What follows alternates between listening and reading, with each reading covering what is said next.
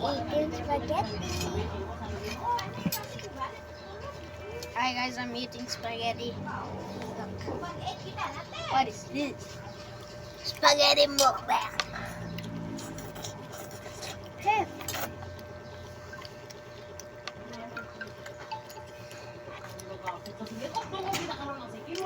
Just then, Mary said that there was still an empty spot at the disciplinary committee council. She thought Tetsuya would be a fine candidate for the position, so Mayumi nominated him immediately. At that moment, the bell rang, so Mary suggested that they meet when school was over, inside the magic practice room. Erica activated the system and directed the device over the line with a speed she thought was perfect. However, when it was Tatsuya's turn, he activated the system and directed the device, but thought...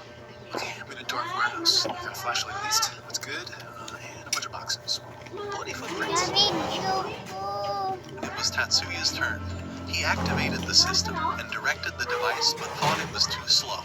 He was disappointed at his ability and wondered why he sucked so bad. So later that day, when he arrived at the office, he decided that he was not good enough for the position and thought of turning down the offer. At the sight of Miyuki's ugly vice president, Jayabu turned angry and walked past him to welcome Miyuki.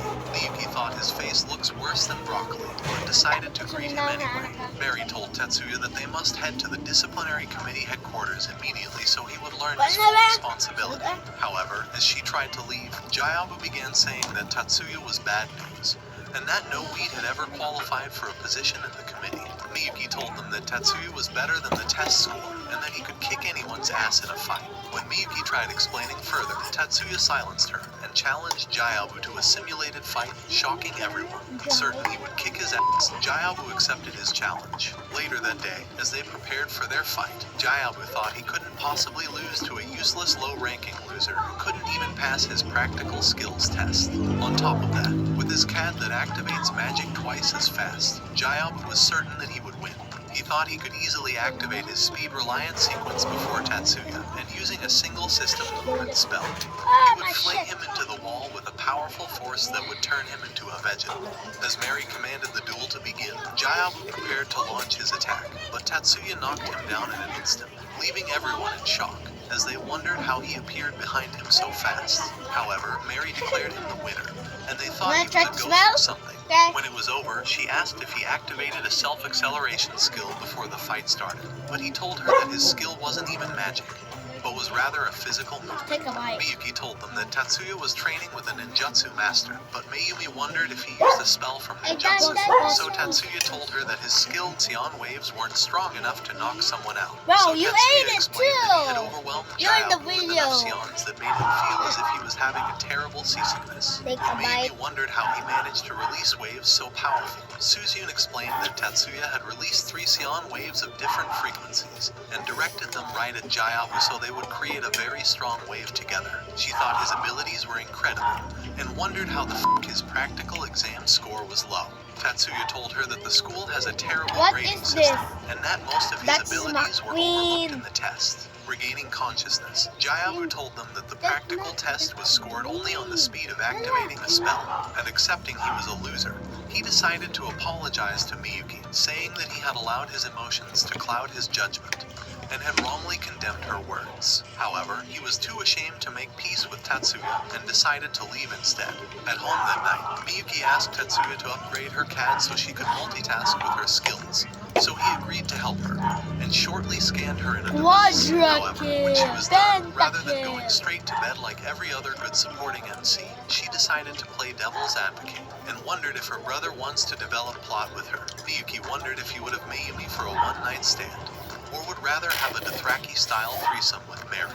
But Tatsuya wondered if she was high on some PG meds. At once, she grabbed her CAD, saying that she would rather have him alter herself so they can have their own wicked evil Joffrey, and activated a spell that knocked him down from his seat, making him to lose consciousness in that instant. At once, his self-restoration began, and his magic sequence was loaded. And as he finally woke up, Miyuki told him that it was morning already. That day in the disciplinary office, Mary introduced Tatsuya and Shun as the newest members of the committee, saying that they would start their patrol immediately, and commanded the other members to head for their duty. With the men gone, she told Tetsuya and Shun that they were allowed to use magic devices inside the school, since they were now part of the disciplinary committee, but warned them never to misuse their new privileges. Before long, he began patrolling the school, and soon came across a group of students who were trying to force Erika to join their club. Deciding to save her, he activated his CAD, and as he rushed to her, he knocked out the first guy and hurried off with the girl. When they arrived at a safe spot, Erika told him that she doesn't want to be alone, so they visited a kendo club together. However, Erika thought the kendo practice really sucked, and couldn't wait to leave. Just then, they noticed two teams on the court, arguing over space, and the arrogant douche decided to challenge the girl to a duel. The girl, Mibu, had placed second in the kendo tournament, but the dude, Takaki, was champion of the Kanto region. He promised he wouldn't activate his magic, but she called him a lying loser, saying that he could never defeat her without cheating. At the same time, Tetsuya began to record them, realizing the situation was about to escalate. Immediately, Takaki charged at her, and they raised their sticks to strike each other. However, they realized that Takaki's stick merely grazed her arm, but her stick would have impaled his heart if it was an Look at actual this. weapon. This She is told him anime. to defeat him, seeing as he would be dead in an actual fight.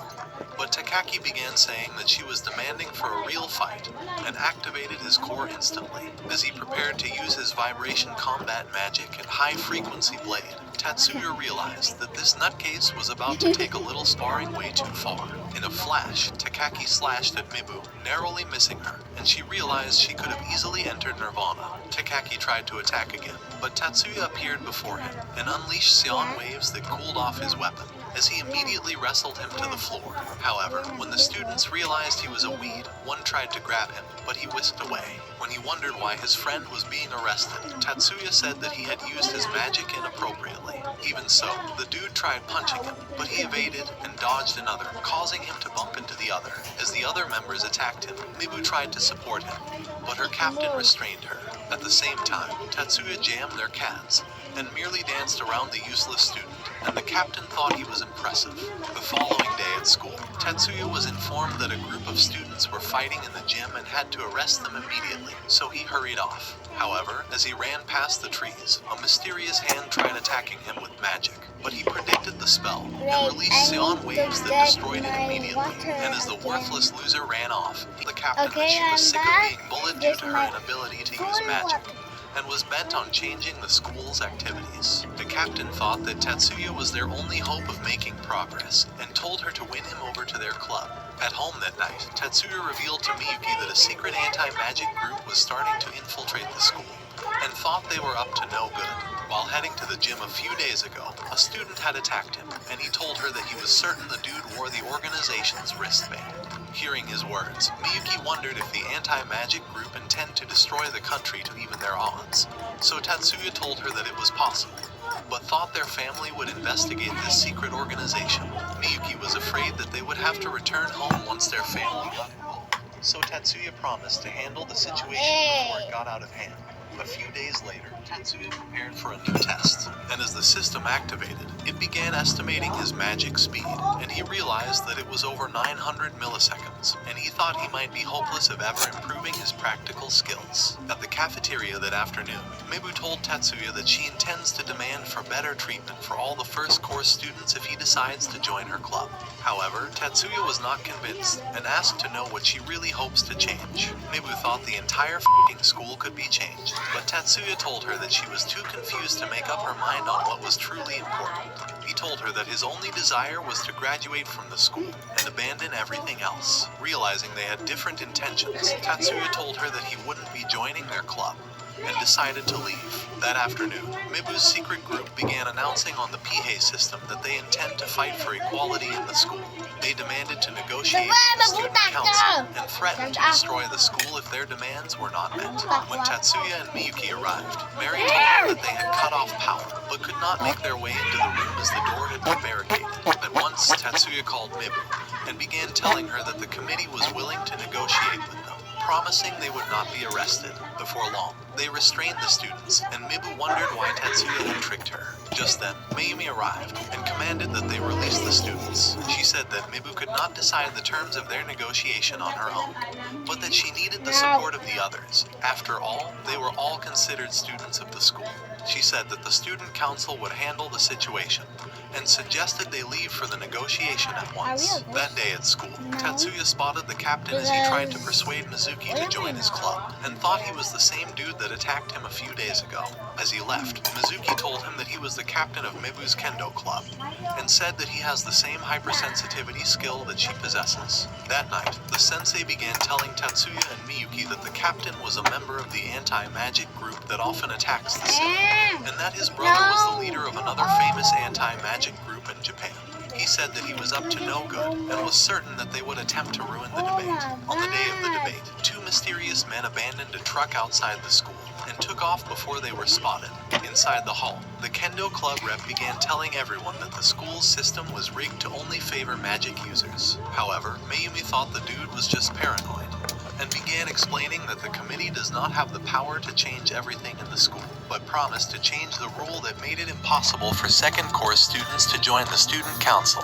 As she let out those words, the students began to applaud her inspiring speech, and with that, the kendo club knew they had lost their only shot at success. Just then, explosions rocked the hall, and members of the and it released toxic gas. But Jayabu sealed it with a spell and hurled it outside. Arrived and began blasting at the school. Tatsuya offered to secure the building, and realizing Wanna take a bite?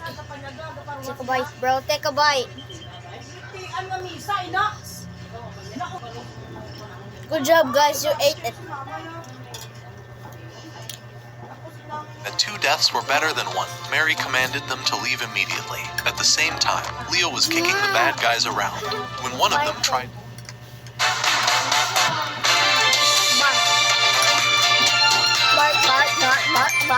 Stop apologizing for your dreams. Wear them.